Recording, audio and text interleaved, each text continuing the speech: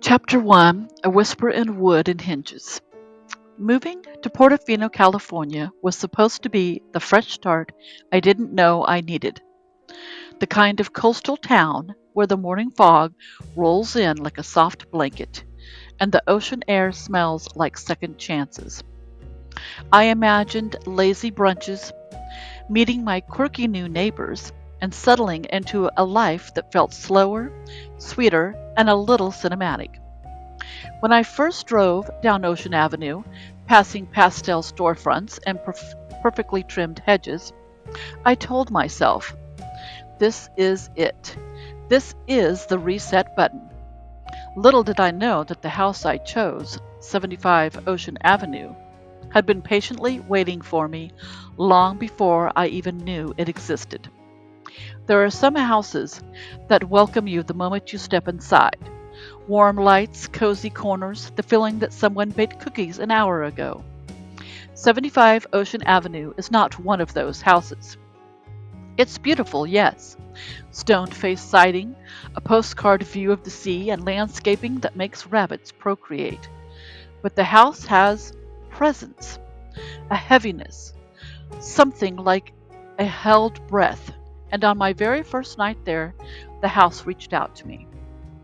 I knew I had a lot of unpacking to do with the move.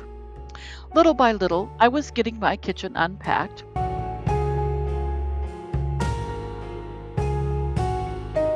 I had just finished stacking mugs in the kitchen and poured myself a cup of coffee when I heard the soft, unmistakable click and creak of my front door opening by itself.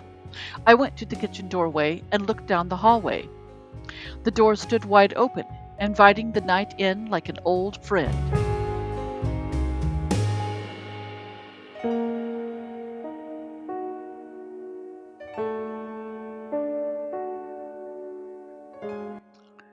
I walked to the door and closed it,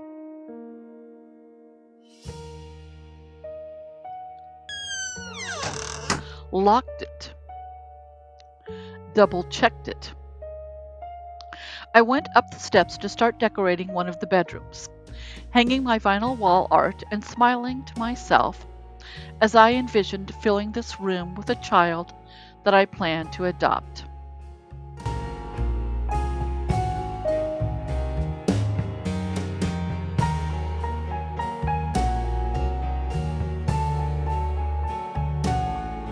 But not less than 30 minutes later, upstairs, while finishing smoothing out a wall decal, I heard it again.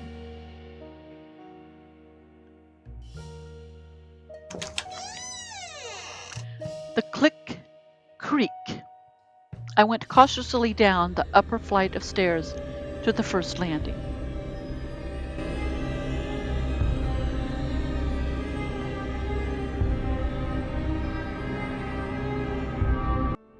A hush of cold air swept up and brushed my face.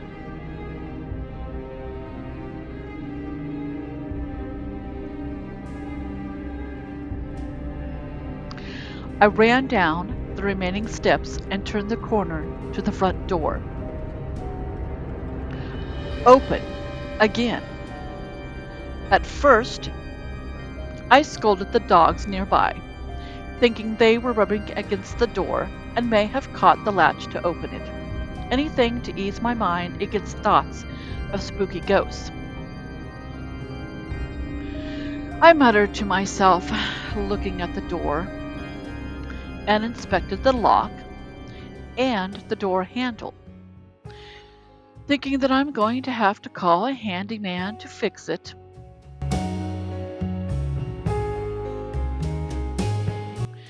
Nothing appeared out of order,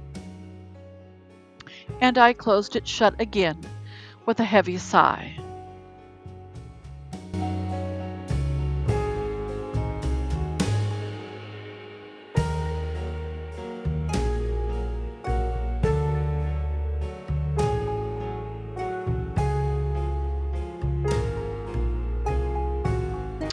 I remembered that there was laundry to be done and went to the laundry room to start sorting clothes to get in the washer. While doing some laundry, it happened a third time. By then, I wasn't scared. I was curious. This wasn't the dogs. This wasn't the wind. This wasn't a loose hinge. This seemed deliberate, almost emotional. The house was trying to frighten me. It was trying to tell me something. It was trying to get my attention. But as the hinge let out one final low groan, I realized something even more unsettling. This wasn't a warning.